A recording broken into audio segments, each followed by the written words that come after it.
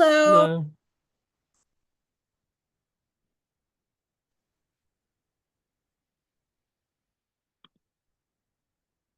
Hello.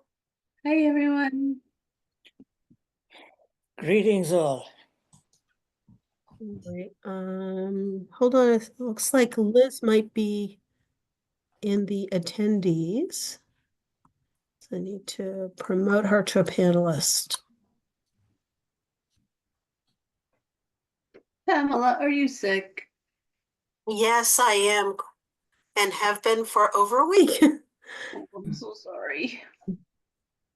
Well, I heard that this COVID virus is really going around now.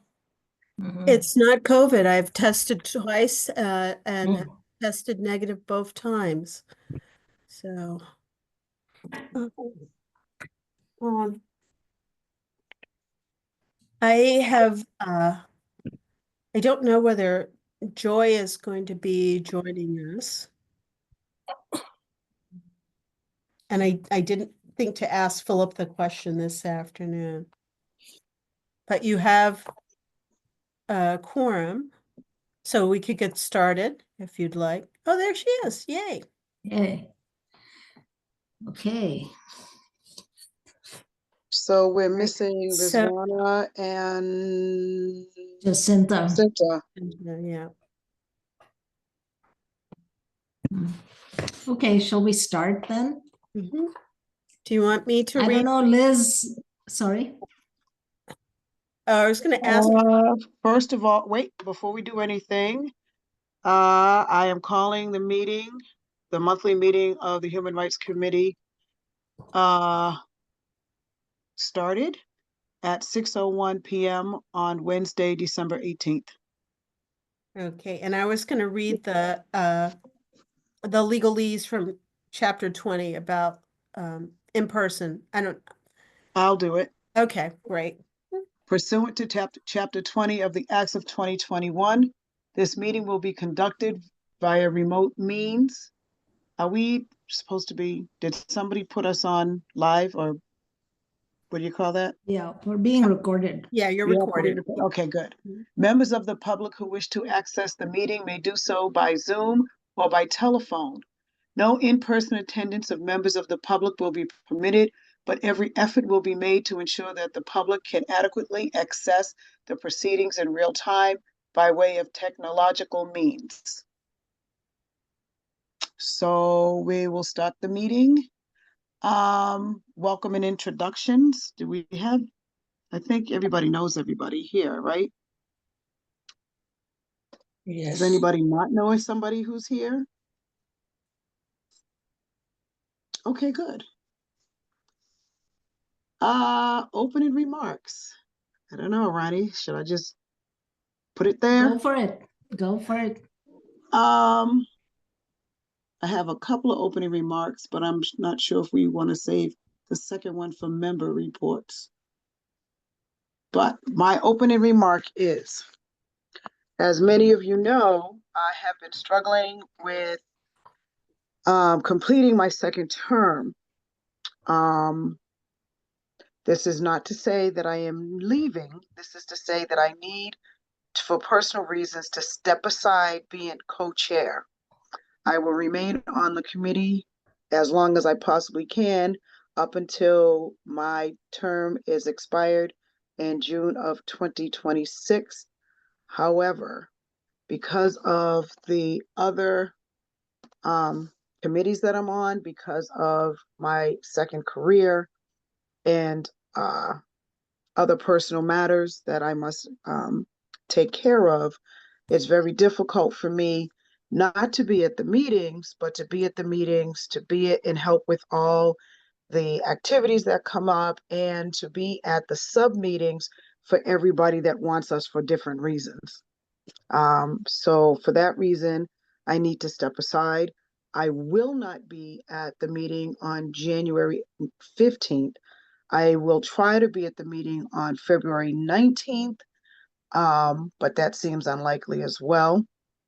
But on January 15th, my hope is that one of you will step up and agree to be co-chair with Ronnie. It is a great position to be in. It's a little taxing at times, but when you are able to fulfill some of the obligations that we have, it's really fulfilling. So please think about it. And you will be taking this up in the January 15th meeting. So those are my opening remarks. I hope I didn't make somebody mad, but Pamela, Ronnie, and Philip knew that I was going to say this tonight. Any questions? We love you and we'll miss your leadership, and we look forward to whatever it is you can attend and do, and thank you. You're welcome.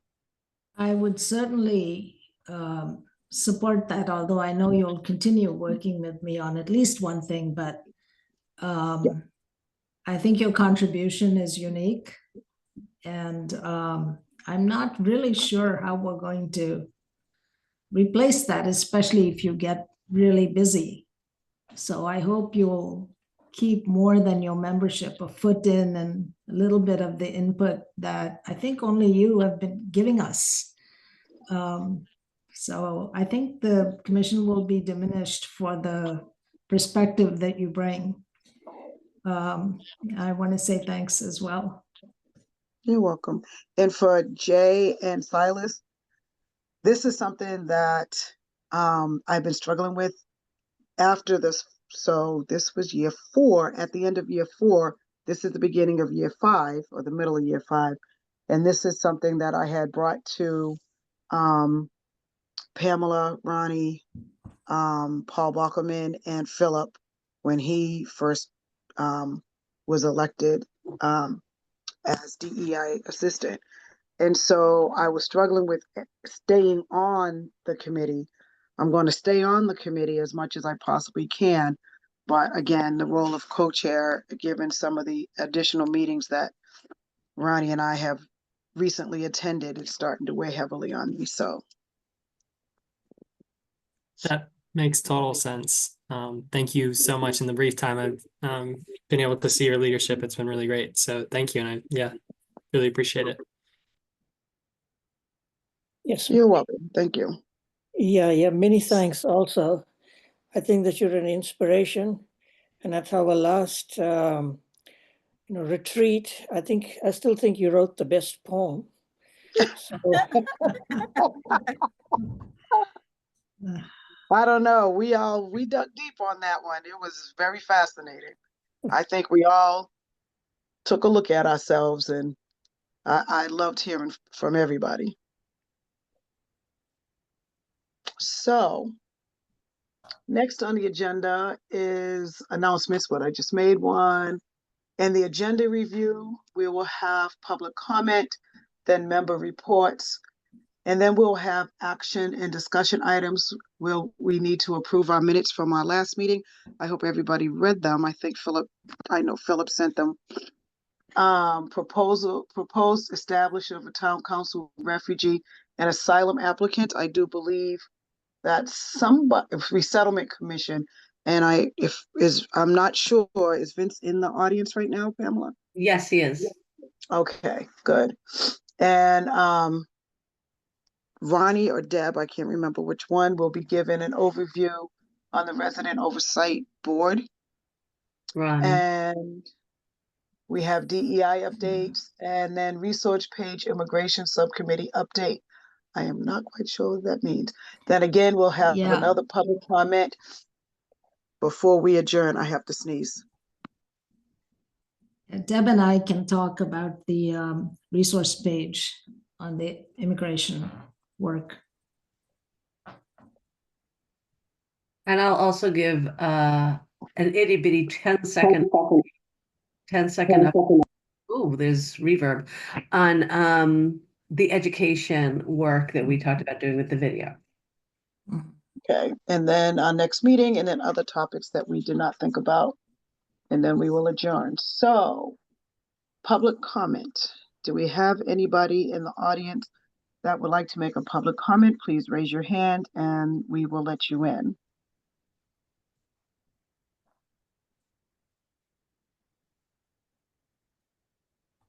Do we see anybody, Pamela? Yes, hold on.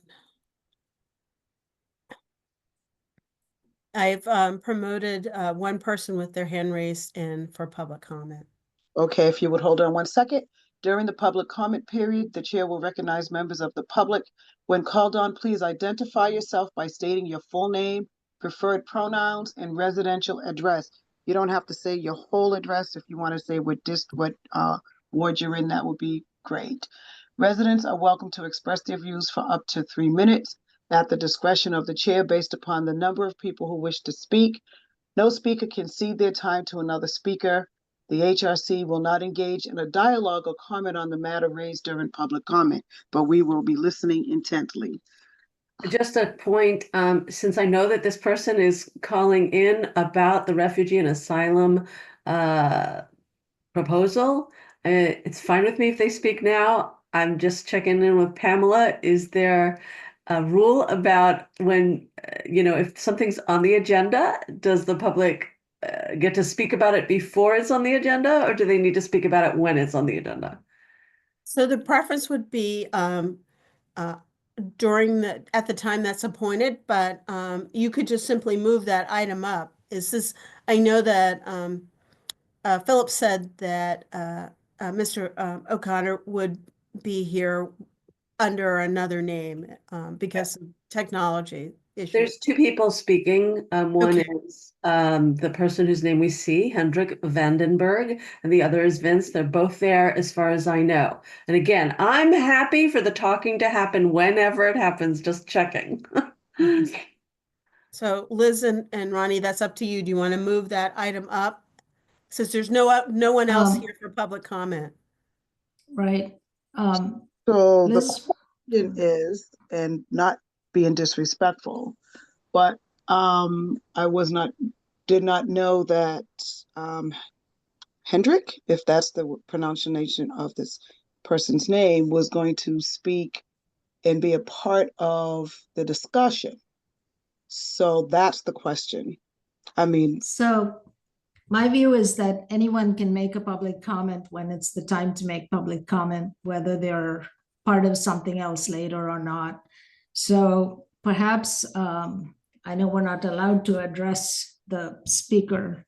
I would just allow the speaker to take his 3 minutes, their 3 minutes, and then go down our agenda and they can give further input later. That would be my suggestion. so But they I would be was- able to speak again at the second public comment, but not during the discussion with Mr. O'Connor. Is that what we're No, saying? No, I'm saying both. I'm both. saying both. Because we Okay. have a public comment and the person can speak about whatever they want in the public comment. Correct. Actually, it's Vince O'Connor who is going to speak. I'm Hendrik. It's my computer that Oh. he is speaking through. Then we would ask Vince We're both here. to wait We're till both you're here. on the agenda. Okay, Okay, so once what you're I, on the agenda.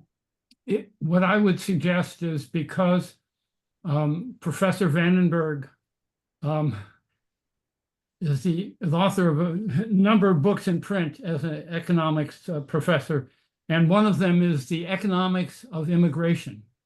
And so I think he could present a broader picture of immigration and of the purpose of the commission. And then I could make whatever comments I had to make when the item itself comes up, because I think his comments would give us a larger context in which the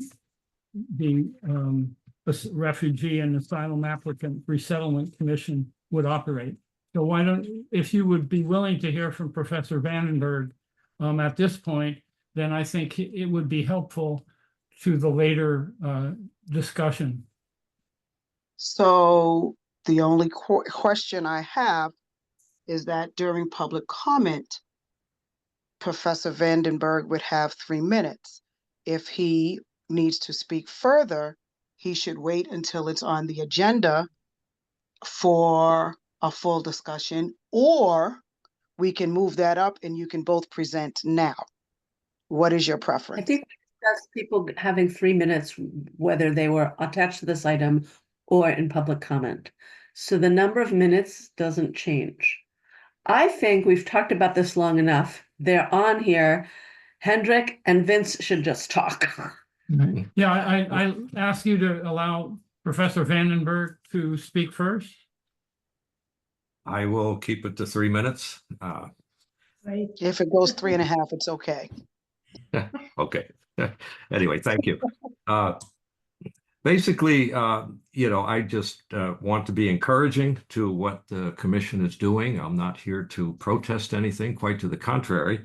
I just, again, since it's a field that, I teach the economics of immigration at UMass, it's a field that's very dear to me. So I just want to, again, point out the importance of what you are here to do. Essentially, we can't set immigration policy here in Amherst, but we deal with actually the most important aspect of immigration, which is the actual act of moving to another country and joining a community and becoming part of that. And I think that is where the work of your commission is so important. We have to live with policy. And I teach policy, and I have been teaching it for a long time and following it. It's a mess. Our immigration policy is an accumulation of laws and regulations for 250 years.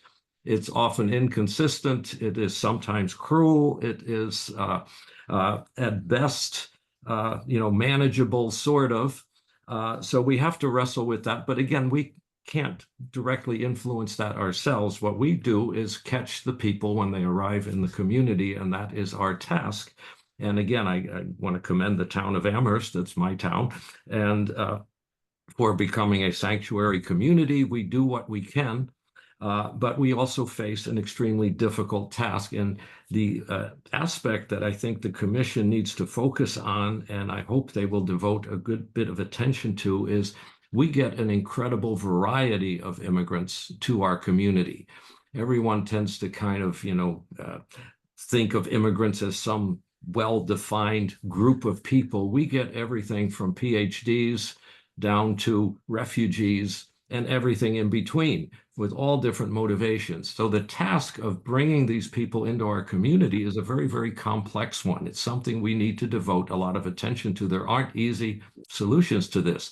The PhDs coming to UMass are probably fine. We don't have to worry about them too much. On the other hand, refugees are a very serious issue. These are people who really didn't come here by choice. They came here out of necessity and, didn't prepare for it, unlike some other immigrants who are well prepared. So we're dealing with this great variety of people. And that's why I think, your work as a commission and any work that comes out of that and moves to, other channels is so important for us as a community. We need to find ways to bring these people into our community and deal with those who are least able to work, help themselves and have the fewest means of doing so.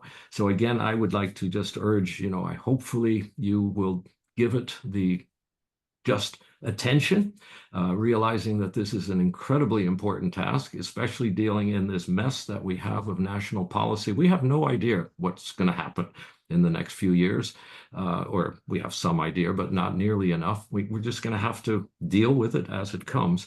Hopefully we will have the resources and your attention to it. And again, I want to thank you for existing and being here and giving it that attention. And that's really my main purpose here.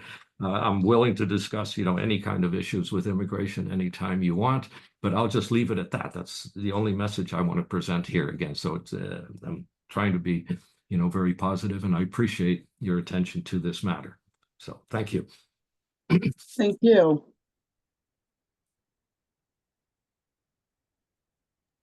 And I could do an introduction. I did do an introductory email to one of your co-chairs. And I don't know if the commission has seen it. I want to thank Professor Vandenberg for allowing me to be here and jointly meet with you. He doesn't blow his horn much, but he is an immigrant who speaks 7 European languages.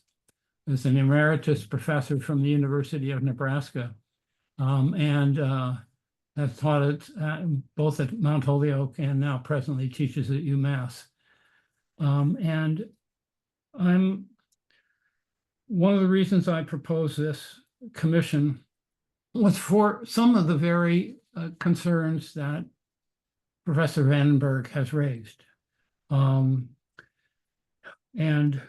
I think that my approach was sort of the approach of people dealing with the homeless, which is that the housing first approach. And that approach is embodied in this proposal. It was initially proposed during the first administration of the president-elect because there were a number of people who were incarcerated in these camps. And it seemed to me that if there was a change in administration, federal judges all over the country would be faced with the prospect of deciding whether to release these individuals, many of whom may not have family members in the United States to whom they could be directly released. And so I thought that Amherst could begin the process of establishing such commissions, in as many cities and towns as possible, for the purpose of reassuring federal judges who might have to deal with these circumstances. These places, these incarceration camps were spread all over the country in every jurisdiction. And the idea was, well, if there are resettlement commissions willing to offer housing, it would make the job of the federal judiciary lighter, because then they would have some assurance that the individuals that they release who do not have family members in the United States might be able to be referred under supervision to communities that have evidenced a willingness to welcome them. So that is the purpose of the Resettlement Commission. The details of how it could operate are pretty simple and straightforward, and I'm more than happy to participate in whatever way you're willing to have me participate in, and perhaps Professor Vandenberg, in the process of discussing whether the establishment of such a commission would be a beneficial thing for Amherst. Ronnie, So I have, oh, oh, I go have ahead, a Deb. question, and I was just wondering. I have a question as well. Okay. Go ahead. Yeah. Go ahead, Deb. So, thanks, Vince. First of all, the Human Rights Commission is incredibly focused on immigration and refugee and asylum seekers. And we just had a panel a week ago, I think it was a week ago Sunday, on the threats faced to those seeking asylum here and to the undocumented who are already living here. My question is, there are resettlement agencies in Western Massachusetts, like Jewish Family Services. And my understanding is that the way the system works is each agency is assigned a number of refugees that it can bring in and house. Like JFS has 175. So I don't know, I just happened to know that number. I don't know what the other agencies have. And I'm just curious, like, how does the town of Amherst become a recognized official resettlement agency? And is that even possible for a municipality to become such an entity? And how does it interface with the other existing entities in the area? Well, my thought in proposing this is to assist those agencies by identifying housing, not to take over the complete role, but to engage in a specific role that they may not be be able to do the fine tuning that a citizens commission here in Amherst could do, which is to identify housing. Because a large enough group of people who come from very diverse backgrounds could probably identify housing in a way that maybe an agency that's not in Amherst doesn't have a citizens group. I mean, I would hope that such a group would exist in Northampton and Greenfield, and they would engage in the same activities that I've proposed, and by doing that successfully, they would assist and serve the agencies that are official. Okay, then I think the task is for us to, before we can discuss this, is we need to get in touch with those agencies and see whether our getting in the middle of their process would be seen as supportive, and if so, what they would want from us, because we need to know what it is exactly that we'd be doing. So we'll need to do a little bit of research. All right, over to Liz and Ronnie. So I'm sitting here looking at the proposed establishment of a town council refugee and asylum applicant resettlement commission, and two things come to my mind. The first thing is you keep referring to housing, and I know that housing is a sore subject, not only for refugees, but for many residents of the town of Amherst. And I know that while new buildings with housing are going up, that there's supposed to be a percentage for lower income residents. And are you asking the town council to also make a percentage for our refugee population? So that's the first thought. And the second thought is, it says a proposed establishment of a town council. And so the question I have for you is, as a Human Rights Commission, what is your expectation of us? Are you asking us to talk to the town council about this? Again, Deborah has some very good points about, are we going to be stepping on anybody's toes? Have you thought about those things? So those just things that pop up in the top of my head. We don't want to overstep our bounds, and we don't want to step on anybody's toes. So have you thought about these things? And if you would like to answer that, and then Ronnie has a comment or question. Okay, so I'll answer that.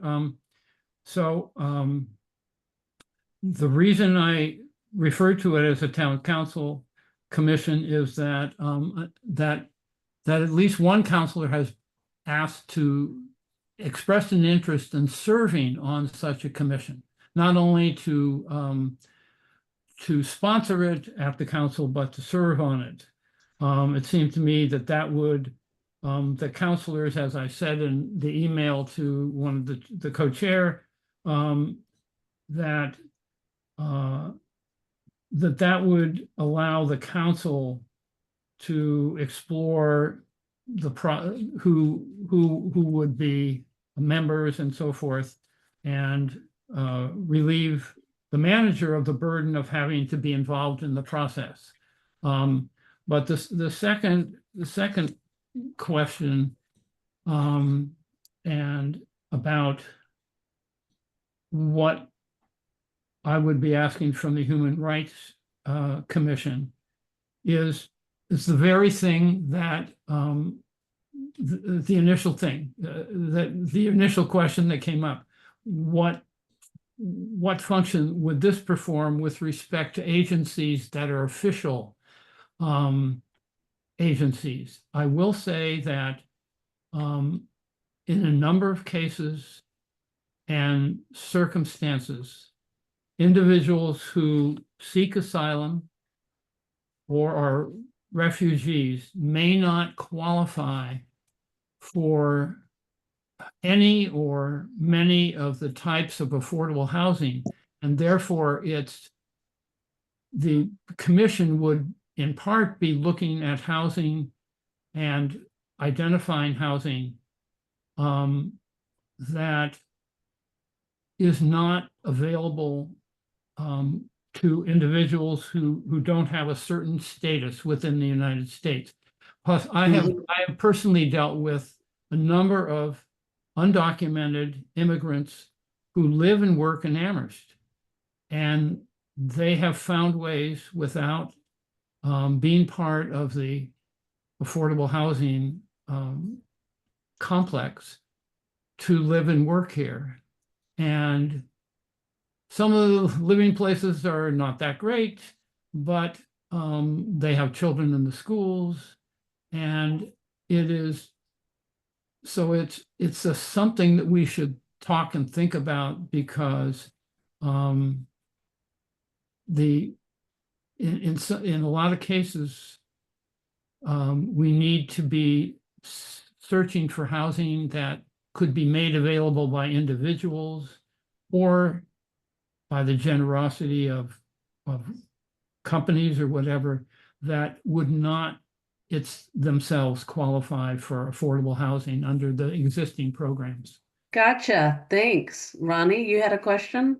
Yeah, actually, some of my questions have been answered, but one of the interesting things about your proposal was that you were suggesting that people, like us, volunteer. Let's say a busload of immigrants arrives here, and we say, okay, I'll take one person, or I'll take a family of 4 or whatever, which allows for a lot of civic engagement, which I think is great, because people are asking, what can I do? What can I do? What can I do? On the other hand, you also, I know how complicated that is. I have only a little bit of experience, but enough to know that there are all sorts of rules about how people can be housed. So it seemed like this was a little bit simpler than I've experienced. And my experience, I reiterate, is very limited. The other thing is, my mind just went blank. Yeah. So I think this whole volunteers housing people makes it complicated. The organizations that are doing this, the nonprofits that are doing this work, are guided by rules from the State Department about who and how and all of that. So I don't know that, I'm not really sure how this would work. So one question to you is, have you spoken with like Catholic Charities and these other groups that are doing this kind of work, like finding housing and helping people get settled? And the second thing is that in your written product, it sounded like you were talking about people who are here legally in one of many, many ways. But just now you talked about undocumented people. And Deb and Jacinta, who's not here, and I were part of a subcommittee assigned to look into this. It's lower in our agenda, and we work like hell we read everything. We talked to dozens of people, not to say we know everything, but a whole bunch of new rules apply once you get involved in trying to house an undocumented person. So I'm just wondering, which group are you thinking of? Are you thinking of both? Because all of those, you'd have to go a different path with each of these. And I guess I'll stop there. I'm very interested, and I support your commitment to this issue. I really want to say that, because anyway, but I'll stop with those questions. I think that I think the identification of housing, it was in fact, I'll tell you that one of the things that got me to think about this was a couple in Amherst who had been members of town meeting. Shortly after town meeting went away, moved to Sunderland, and found it very unsatisfying to live in a condo. So they bought a house, a divorce house in South Deerfield. They tried to find contractors to fix the house. They all got told that in 9 months to a year, we can come out and evaluate your situation. So they said, oh, well, we'll fix this house ourselves. They were in their 80s, as I am now. And so they fixed the house up, and they left the second floor vacant and unfurnished because they didn't intend to live up there. They're both in their 80s. They didn't want to climb stairs. And so then their son decided to move to the Midwest and said, "Oh, can I put my furniture in your upstairs?" And so they said yes. And then the evacuation of Afghanistan took place. And they looked at what was going on, and they said, well, we should volunteer the upstairs. It's furnished and so forth. And they said, well, we'll volunteer. We'll put our name into one of these official places, and maybe in 6 to 8 months, we'll hear from them. I have not followed up on their efforts, but they said that in 2 weeks, they said they would house a couple. In 2 weeks, they got they were contacted and asked, yes, we have a couple, but they have 2 children. And they decided that they would do this. And so the point is that it is, in my view, there are a lot of good people of goodwill and generous who have not been asked, and in such a way to make the need for housing, even official immigrants, legal immigrants, people here for medical reasons, people who are refugees or asylum seekers, they have not been asked in a really focused way. I think we understand. I think we understand, Vince. Again, Liz, yeah. just 2 things, because we have to move on. Not that this isn't important, I think because we as a commission have, for the last at least 2 years, been having immigration and immigration rights on the forefront of our being. And like Ronnie said, there was some research done by 3 members of the council on immigration issues. The question I have is, if we're talking about housing, have you been in contact with the Affordable Housing Commission? Not with regard to the commission. I really saw this as an effort to reach out to the community for people who might be described as overhoused, and or people who have children who have households Gotcha. that accommodate a single person. In Gotcha, other words, Vince. Gotcha, Vince. The question was, have you spoken with the Affordable Housing Commission? The answer was no. We gotcha. Thanks.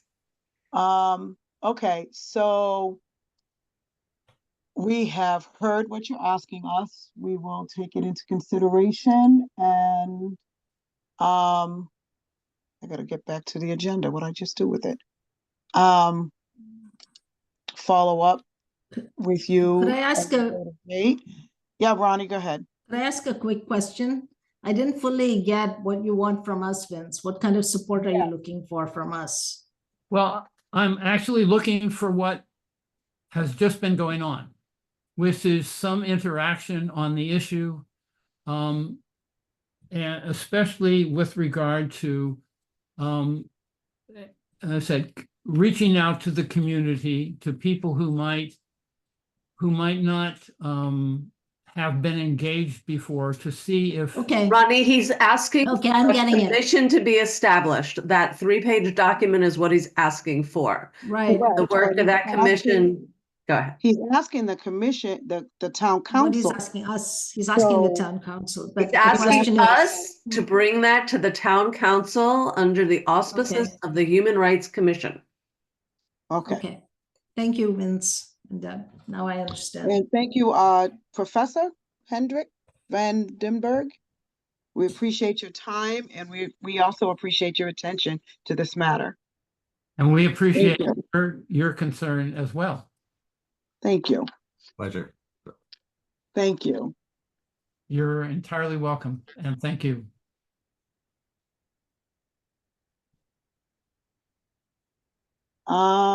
Moving on to member reports. Does anybody from the membership have any reports? One of the things that we did last month, we did not meet because we had our retreat. We set some goals at the retreat. So Joy, I'm sorry that you wasn't able to be there, but if you would please make sure and make it available the minutes from the retreat so that you know what our focus is on. We only have 2 or 3 main focuses, and one of them is coming up, our event in March. And we're also doing work on Deb's proposal. And one other thing that I can't think about at the top of my head. And I know that Jacinta and I and others were in the audience, attended the town council and made another proposal for us to get funding for our various activities. And I know Pamela has some other things to report on that. And the last thing to report is that there was one, maybe this should be in the DI update, I'll just say it anyway. We had one complaint. Ronnie, Philip, and I sat in with somebody on last Thursday. We are writing up a report on that. The question is as to who is to further investigate after the report goes out, and we're having a meeting on Friday to discuss that. And that's all I'm going to say about that matter. So for member reports, can I just give a quickie on the education thing? Yes, ma'am. Thank you. So very quickly, at the retreat, we approved the 1-year plan where we would create a video, probably through Amherst Media. Rizwana and I are the 2 council members who'll be working on it, and we'll be working with Philip and Pamela. The first deadline is the end of February, and by then we're going to be taking a look at the Know Your Rights training that I don't remember who put out, to see like how much of it is applicable to what we might need and how much else we need. And then once we know what the gap is, Rizwana and I are going to be writing a script, which will largely be derived from our bylaws and also from the process that Pamela uses to review complaints, so people understand kind of what we do, how we function, how they can access us. And once that script is written, we're going to produce a video, which will then be, vetted by a focus group, and we'll start getting the info out so people know that we are on the job. Pamela, you have your hand up, so I'm assuming you want to jump in, please. So why don't I, Silas, I'll let you go first and then I'll jump in after you. Sorry, with what specifically? Did you have your hand up, Silas? Did you need to say something? Oh, she no, thought you- I'm sorry. I Okay, did not. all right. Thank you, Okay, Pamela. all right, so I just wanted to comment a couple of things about the proposal for the for the education proposal. The Know Your Rights video, the Know Your Rights training that's Training. done by the Mass Commission of Against Discrimination is not a webinar, it's in person. And there is a fee associated with it. So I think we'll need to discuss that a little bit more because and it's been rather difficult to actually get into those. Well, if that's the case, then I think we shouldn't count on it at all. It's not accessible in the Right. list. And so we'll be starting from scratch. That's good to know. So Right. scratch what I said. We're going to start writing a script, Rizwana and I. And if Right. there's something you want to see in that script, in that video, shoot me an email. We'll include it. Right. Yeah, And then there's there was- also, Oh, I'm sorry. One other thing, and I don't, which is that the production by Amherst Media, I don't know whether there's going to be a cost associated with that, but I think some of our ability to move forward on your initiative is going to be dependent upon either money from town council or our fundraising in some capacity. So that's it. Thanks, Pamela. I just had a small comment about the materials, that there's a lot in the ACLU and other organizations that can provide a foundation to get started. That's already there.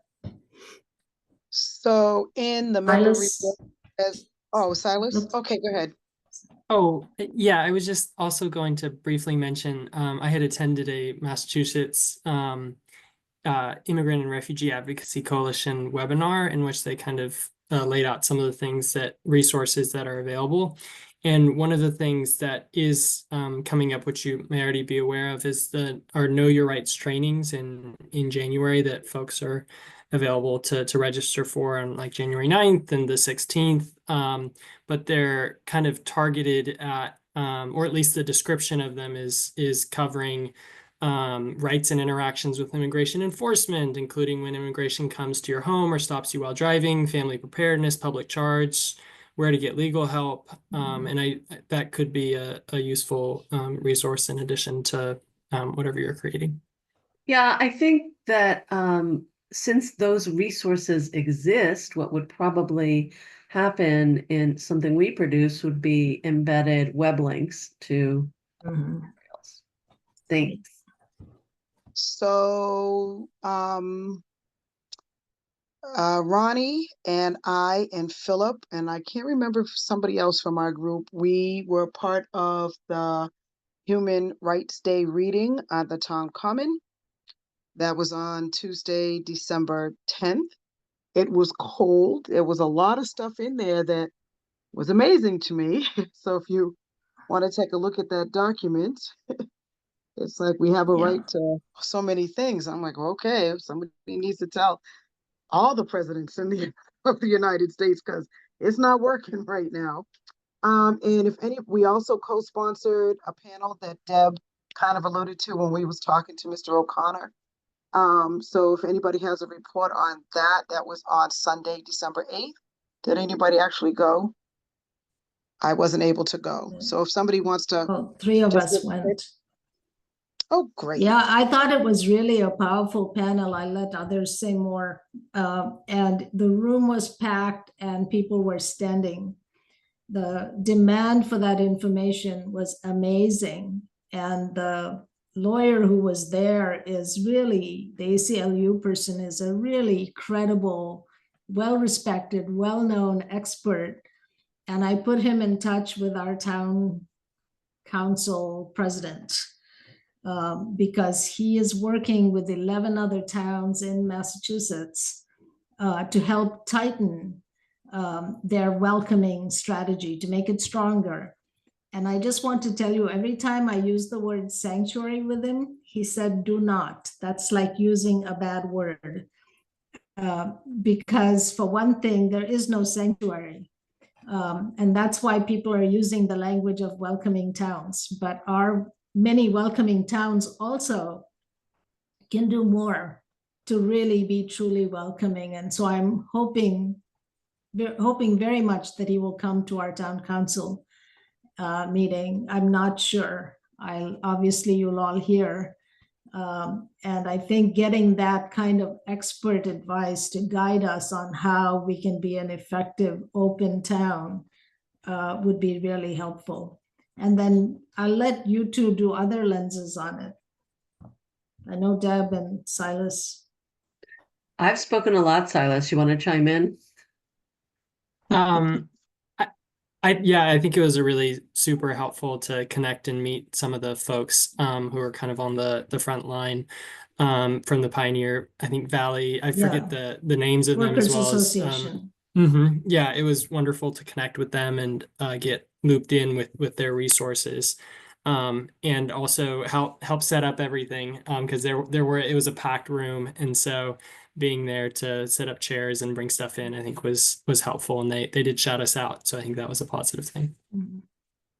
Yeah, I'll just Okay. add that there's a couple of pieces of legislation that were in the last legislative session in Massachusetts that did not get passed, that will probably get onto the docket again. And we should stay tuned to hear from the ACLU and from the Workers Center, how we can be of help, whether it's lobbying or if they do have a signature campaign or something. And I'm forgetting now because I didn't come with my notes what exactly those two pieces of legislation were. But in addition to the Know Your Rights training that Silas already mentioned earlier, they are working to house people who are undocumented. And that work, is not something that we will discuss on a publicly recorded and available conversation. All right. So thank you three Yeah. for going. I appreciate you being in attendance. And I just have to say, I felt really proud. It was a different kind of co-sponsorship for us than what we've done in the last couple of years when I've been here, and it's a different kind. And the eagerness, I don't know, it just excited me that there were so many people working on so many aspects. And I feel worried about how we will be as a community in terms of being able to really make human rights a reality for people, and seeing all these people with all this, making all this effort, just was very encouraging for me, I have to say. Sorry, just a personal feeling about it. No worries. It's good. Thank you.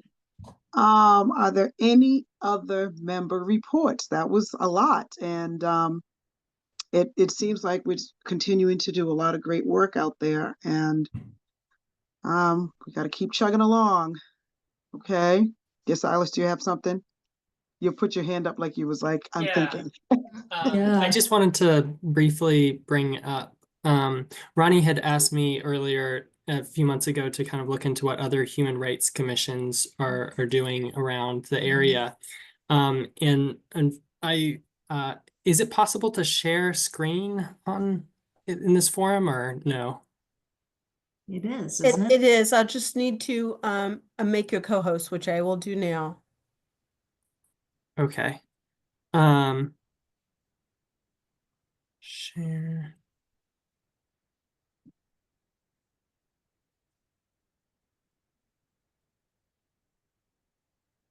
Okay. Sorry, just trying to pull it up here. Is that showing, or? It's coming. It's Okay. spinning. Yeah. Okay, I there it see is it. right there. Wow. So this is like a little map that I made of human rights commissions and organizations in the area. And here's Amherst. And from what I could find, we're kind of out on an island over here. And unfortunately, the Northampton Human Rights Commission is, from what I can tell, not very active. And the surrounding areas do not have as commissions or organizations, from what I could find, that could serve as kind of coalition builders or otherwise. But there is a lot in the east, and so I think that could be something to consider if I started also looking at what resources that they are offering on their human rights commissions websites, and kind of comparing that to the resource list that Jacinta and I guess others have been working on for updates on the website. And I think that the current resources that we're offering, that Jacinta added, are very comparable, if not more than, many of these other commissions. And I think that the only thing that I would maybe add is that the Boston Human Rights Commission, which is here, has like kind of a 2-pager on like all of the different resources in the area, and in like a really clean kind of sheet. And I don't know how often that's utilized, but it made me curious as to whether that could be a valuable thing to create or not. But yeah, that's all I wanted to share briefly on the resources front and that piece that Ronnie asked about. That is so helpful. Wow, Silas, that is great. Thank you for Thank you, looking at Silas. that. That is great. Thank you. Now we know who to go to and where to go if we need some additional information. Yes. Well, him and Jacinta isn't here, but she took all the amazing amount of information that we gathered and organized it and got it to Philip to put on our website. So Yeah. yeah, great Okay. group, everyone. Thank you, Silas. That's important. We have our minutes from October and November. October and the minutes from the retreat in November. So I would entertain a motion to accept the minutes. I move to accept the minutes from our November 17th, whatever it was called, retreat, And what about October 16th? October?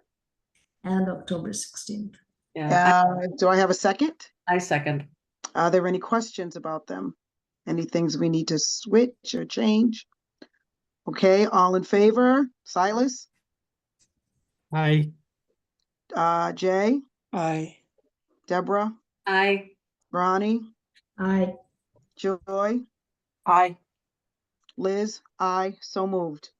Thank you, everybody. Let me go back to the agenda and see what's next.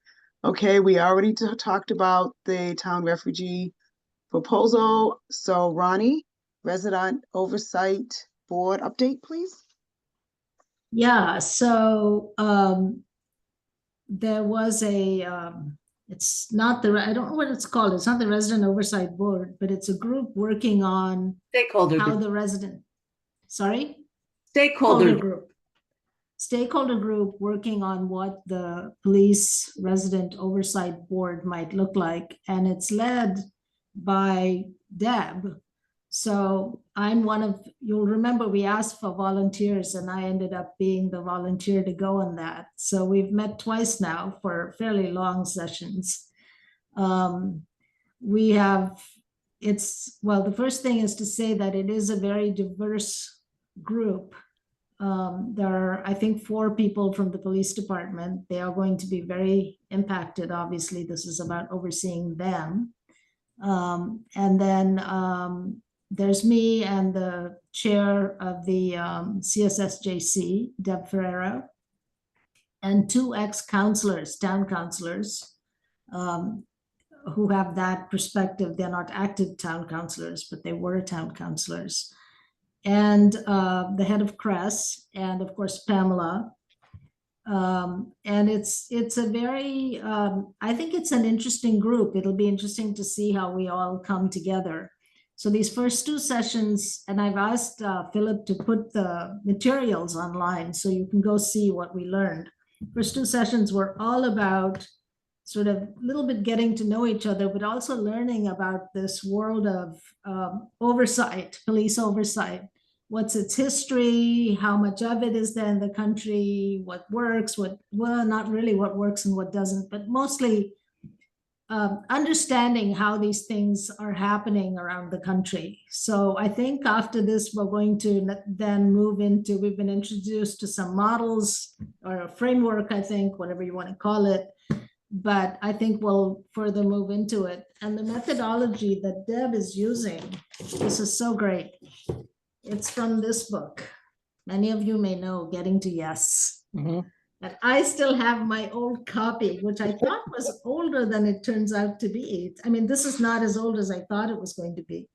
It was Actually, written this is after I was 1980 born. This is 1987. Mm.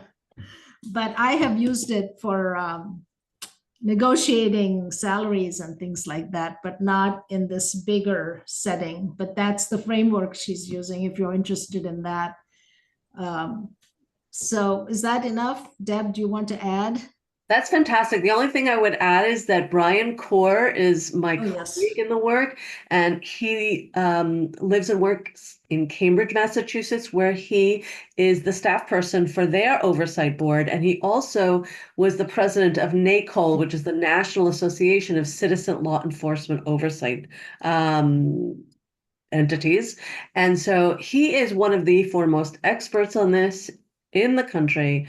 So we're a team, we're a tag team. I'll be I'll be facilitating the conversations, and he was the one who was doing the presenting. I Yeah. will say about Brian Core that he gave a 3-hour lecture. And I do not like lectures, period, not even 1 hour, but he spoke for 3 hours, and I have to say he had my attention. My mind was still awake at the end, and I was hearing what he was saying. I will Quite tell a him. feat. I will tell him. Yeah. Well, that's great. Quite a feat. So, He knows a lot, and he really pays attention to his audience. thanks. Keep us updated and keep up the good work. And Deborah, thank you for helping lead that charge, because it's something that the town's been struggling with. So thank you so much. Pamela, DEI updates, and I'm not sure if we need any CRESS updates, but DEI updates. I don't have any information from Camille to provide for a CRESS update. Okay. I think at your last meeting, had they onboarded their 2 new hires for CRESS? No, we didn't know Okay. anything No, about that. there Okay, was- so they have hired 2 new responders that started within the last month. Eric and Taylor, they're actually in training now with Kat Newman, and have been. So I think they may have been hired like 2 or 3 weeks ago, but it's been within the month. So they did hire 2 of the positions that they were looking to fill. And other than that, we can ask Camille to provide like a written update for the next meeting. Okay. So And that was DEI? good news. Couple of things to talk about. So Philip and Melina have started collecting youth surveys. Thus far, they have 63 responses. You can find links to the surveys on the DEI website. They have been working with the schools to collect responses at both the middle and the high schools. And obviously, we'd like to get as many responses as we can. And I think they were discussed in my second point, which is that the DEI department created a newsletter. The initial newsletter went out in December. Yes. We have 2 versions, one that goes out to the community and one that goes out to all town staff. The only difference really is that the town staff version includes a page with information about DEI that they can utilize as a learning tool for, the work that they're doing. So the last newsletter included a little quiz on ADA and information about implicit bias. And so we'll try to make to include that each time in the staff in the staff version of the newsletter. If there's information that you would like to include in the newsletter, there is a section about upcoming events, and some of them are community events, are not limited to events for the department. So we encourage people to send us information to put into the newsletter. We have our National Day of Racial Healing event that's coming up on January 21st. It will be at the middle school from 6 to 8. There will be a reading of the Kwanzaa proclamation on the town hall steps on December 26th, and another Kwanzaa related event on December 29th at the New Africa House. I believe, Philip, that the proclamation reading is at 5:30, but I'm not 100% sure, but I think it is included in the December DEI newsletter. So that's just sort of a laundry list of things that are happening. I do want to spend a little bit more time on the updates on the Amherst Global Village. So we have secured a rain location for our date, which would be the middle school. The Amherst Global Village webpage is up and running and is accepting vendors and performers. So if you know of groups like drumming groups who might want to perform, Liz, on that Don't put me day, on the spot at all, right? you might want to fill out the form. But so we do have they're not under contract, but we do have a headliner that we've spoken to. We do have one local group that has already signed up to be a performer. So we are definitely looking for vendors, people who want to sell, arts and crafts and other things, and for performers. And that link is live. And we would encourage you to encourage other people to sign up for that. We had conversation with the bid to serve as our fiscal agent. So the town, as municipal employees, Philip and I are not allowed to solicit donations. But the town has worked either with the chamber or the bid before to have them serve as a fiscal agent. And so the bid has agreed to serve as our fiscal agent for the DEI department. And we hope if you guys approve, the Human Rights Commission, they would then have the ability to solicit donations from the businesses in town to sponsor the event. Philip and I went over what we estimate to be the budget for the event, which is around $40,000.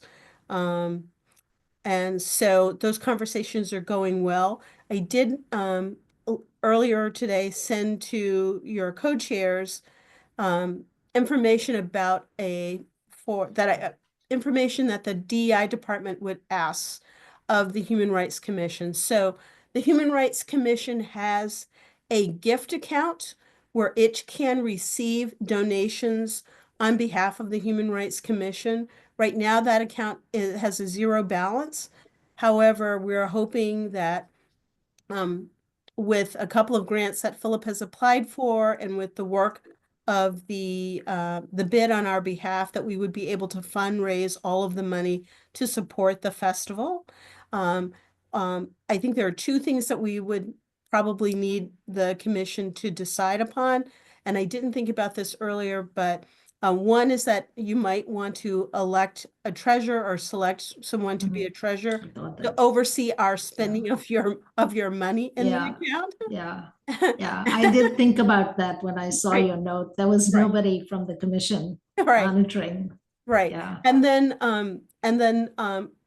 our hope would be that you would entertain a motion that would allow the relationship between the DEI department, the Human Rights Commission, and the bid to be formally established so that they could act as a fiscal agent and solicit donations on our behalf for the festival. And then secondly, you need to authorize the DEI department to expend that money on behalf of the festival for the festival expenses. So before the motion, can I ask a quick question?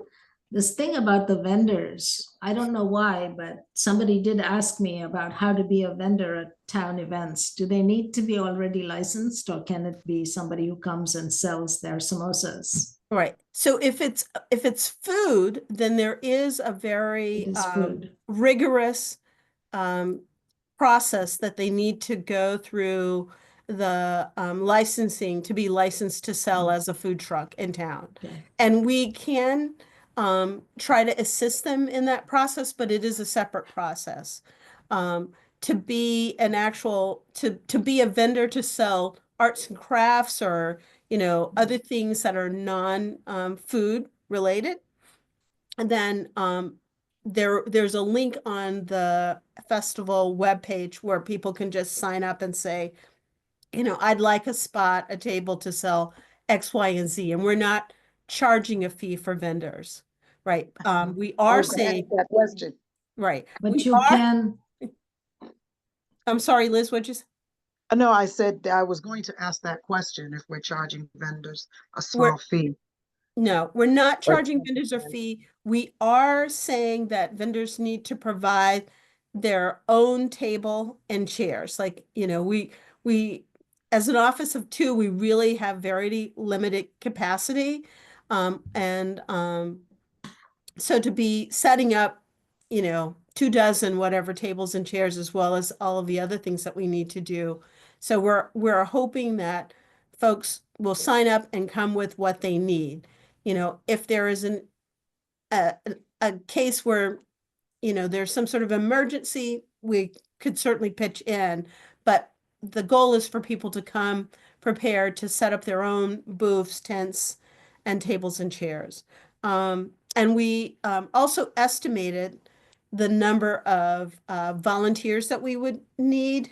The event is going to happen during the school year, the academic school year, so we're hoping to have a lot of college students serve as volunteers, but we're estimating that we're probably going to need a crew to help, set up and get started of 10, 10 during the bulk of the day, and then a cleanup crew of 10. So we'll be looking for 30 volunteers. And one of the things that we'll have to do is to add a link on our page, because I'm not sure one exists right now, for people who would like to sign up for volunteers and a shift, what hours they would be able to work.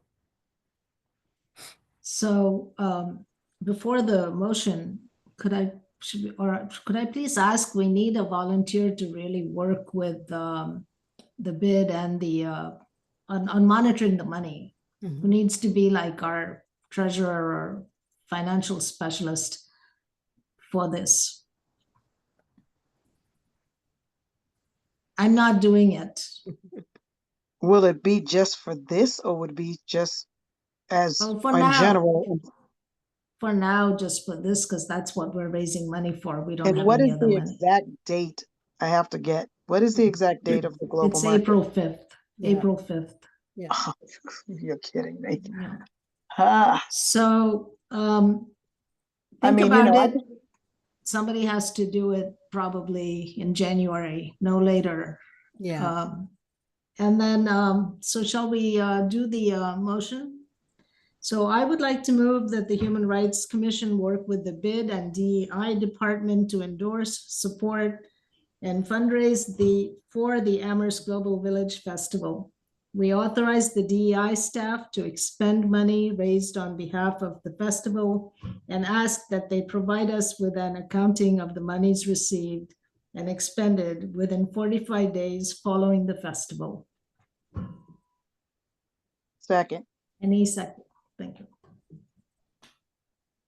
You heard the motion. Are there any further questions or discussion? All in favor, Silas? Aye. Deborah? I Jay? Aye. Ronnie? Aye. Joy? Aye. Liz? Aye. So moved. Thank you, everybody. Okay. And if that, I gotta go back to our agenda again. I've got screens up. Keep clicking on my machine. I'm on my So phone it's looking the at my thing. So it's the Um, immigrations. Sorry. may I make one we still last comment immigration before? update. I think we did a little bit when we was talking to, and Silas talked a little bit. Liz, before you go on, I just want to make a plug for people who might be if you don't mind, for thinking about being the treasurer for this event. So, which is to say that our finance office has an account already established. We will be able to produce fairly, detailed reports of and track the money. So certainly we want the HRC to have oversight, but I don't think that this is a heavy lift. But I think it's important that someone from the commission, be in communication with us. So just to encourage you all to think about, I don't think it will be a heavy lift. Most of the work will be done internally by the DEI department, but this money is coming in through your gift account, which I have to remember to say. And so someone from the commission really should be, should be monitoring. Yeah, I think I can help out there, at least just to, be in communication with you. Right. So moved. Thank you, Jay. Yeah. Thank you, Jay. We appreciate your willingness to step up. Is that it? And again, back to The immigration subcommittee update. And again, I think Silas and we already talked a little bit about it. I just want to say a little bit more about it. It's on the website, and I would really encourage everyone to look at it, because we need to be informed about these issues ourselves if we're going to take any kind of leadership role in this. So if you haven't looked, if you think there's a way to improve it, you can make a suggestion. And I just want to acknowledge Jacinta, especially because she's not here. Honestly, it was a lot of work, and all of us at our last subcommittee meeting said we cannot do one more thing. We have to take a break. So I wanted to say that also in thinking about the next co-chair, that it is a good amount of time commitment. It seems like we're doing a lot of stuff. So think about your time, make the commitment, because it's so, so rewarding and worthwhile. Thank you. Public comment. Do we have anybody in the audience that would like to make an additional or initial public comment?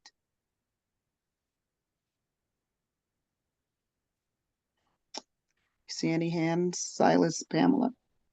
No, hands are raised at this. Okay, thank you.